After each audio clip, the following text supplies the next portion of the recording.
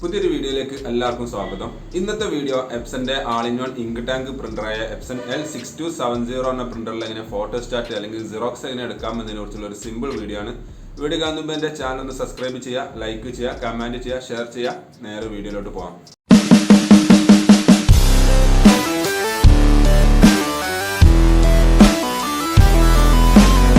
ഈ model printer ഒരു ആൾ-ഇൻ-വൺ ink tank പ്രിൻ്ററാണ്. അതായത് ഇതിൽ പ്രിൻറ്റിങ് മാത്രമല്ല, നിങ്ങൾക്ക് സ്കാനിങ് അല്ലെങ്കിൽ ഫോട്ടോസ്റ്റാറ്റ് എടുക്കാനുള്ള സ്കാനർ യൂണിറ്റും വരുന്നുണ്ട്. അപ്പോൾ നമുക്ക് എങ്ങനെ ഫോട്ടോസ്റ്റാറ്റ് സിമ്പിളായിട്ട് എടുക്കാം എന്നുള്ളതാണ്. അപ്പോൾ നമ്മൾ ആദ്യം എന്ത് ചെയ്യുക, സ്കാനർ മൊഡ്യൂൾ ഓപ്പൺ ചെയ്യുന്നു. നിങ്ങൾക്ക് ഇവിടെ കാണാൻ സാധിക്കും, ഇതാണ് സ്കാനർ ഗ്ലാസ് വരുന്നത്. നമുക്ക് ആവശ്യമുള്ള ഡോക്യുമെൻറ്റ് ഇതേപോലെ ഒരു കോർണറിലേക്ക് അടുപ്പിച്ച് വെക്കുന്നു. അതിൽ ഇവിടെ ഒരു ആരോ മാർക്ക് കൊടുത്തിട്ടുണ്ട്, ആ ഒരു കോർണറിലേക്ക് അടുപ്പിച്ചാണ് വെക്കേണ്ടത്. അതിനുശേഷം സ്കാനർ ഡോർ ക്ലോസ് ചെയ്യുക. അതിനുശേഷം പ്രിൻ്ററിൻ്റെ സ്ക്രീനിലേക്ക് വരിക. ഇവിടെ നിങ്ങൾക്ക് കാണാൻ സാധിക്കും കോപ്പി എന്നൊരു ഓപ്ഷൻ കാണാൻ സാധിക്കുന്നതാണ്. അപ്പോൾ കോപ്പി സെലക്ട് ചെയ്യുന്നു. ജസ്റ്റ് കോപ്പി ഓക്കെ ബട്ടൺ വെച്ച് സെലക്ട് ചെയ്യുന്നത് നിങ്ങൾക്ക് ഇവിടെ കാണാൻ സാധിക്കും. ഓക്കെ, ഇതിൽ ആദ്യം ചോദിക്കുന്നത് ബ്ലാക്ക് ഏത് കളറിലാണ് വേണ്ടത്, ബ്ലാക്ക് ആണോ കളർ മോഡലാണോ വേണ്ടത് എന്നാണ് ചോദിക്കുന്നത്. അത് സെലക്ട് ചെയ്യുക, ഏതാണ് വേണ്ടത് എന്നുള്ളത്.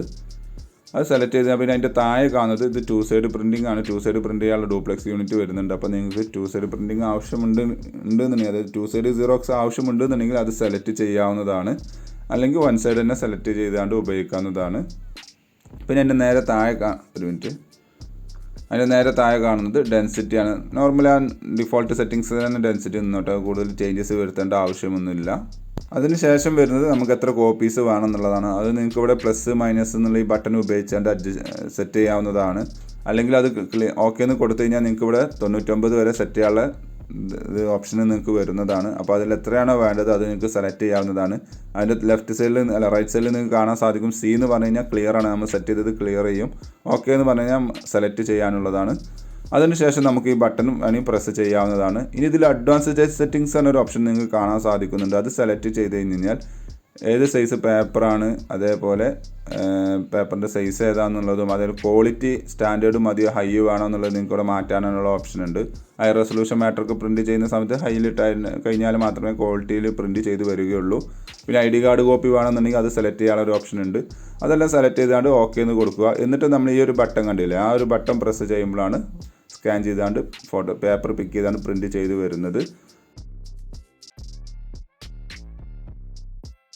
ഓക്കെ, നമ്മൾ വെച്ച അതേ ഡോക്യുമെൻ്റ് തന്നെയാണ് പ്രിൻറ്റ് ചെയ്ത് വന്നിട്ടുള്ളത്. അപ്പോൾ ഇതേപോലെ നിങ്ങളൊന്ന് ട്രൈ ചെയ്ത് നോക്കുക. Thanks for watching my video ഇഷ്ടമെന്ന് വിചാരിക്കുന്നു. സബ്സ്ക്രൈബ് ചെയ്യാൻ മറക്കരുത്, ഷെയർ ചെയ്യുക, ലൈക്ക് ചെയ്യുക, കമൻറ്റ് ചെയ്യുക. അപ്പോൾ ഓക്കെ, ബൈ.